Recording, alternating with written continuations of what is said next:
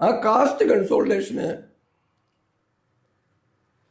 സുകുമാരൻ നായർ ഇടതുപക്ഷത്തോട് നീങ്ങിയ ഘട്ടം വന്നപ്പം പറ്റുന്നവരെല്ലാം കൂട്ടി യോജിപ്പിച്ചുകൊണ്ടുള്ള ഒരു caste dynamics, caste realignment ഉണ്ടാക്കി കഴിഞ്ഞാൽ അത് കോൺഗ്രസിന് പ്രയോജനപ്പെട്ടേക്കാം എന്നുള്ള കണക്കൂട്ടലിലാണ് ഇപ്പം ശശി തരൂരിനെ ആണെങ്കിലും രമേശ് ചെന്നിത്തലയാണെങ്കിലും സതീശനെ ആണെങ്കിലും വേണുഗോപാലിനെ ആണെങ്കിലും എല്ലാം ഒരേ പ്ലാറ്റ്ഫോമിൽ കൊണ്ടുവന്നിട്ട് ഒരു പരിശ്രമത്തിൻ്റെ ഭാഗമാണ് നടക്കുന്നത്. ഇപ്പോഴും നിങ്ങൾക്കറിയാം, തിരുവനന്തപുരമാണ് ഏറ്റവും വലിയ ചലഞ്ച്.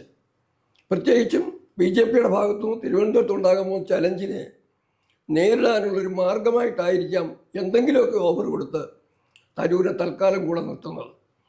കാരണം കൃത്യമായും എന്തൊക്കെ പഞ്ചായത്ത് ഇലക്ഷൻ്റെ പേര് കണക്കൂട്ടി വന്നു കഴിഞ്ഞാലും ഈ സംവിധാനം ഇങ്ങനെ പോവുകയാണെങ്കിൽ, അതായത് ഒരു പരിധി വരെയെങ്കിലും നായർ സമുദായത്തിൻ്റെ വോട്ടുകൾ കോൺഗ്രസിന് നഷ്ടപ്പെടുന്നു. അത് BJPക്കാവാം, LDFനാവാം.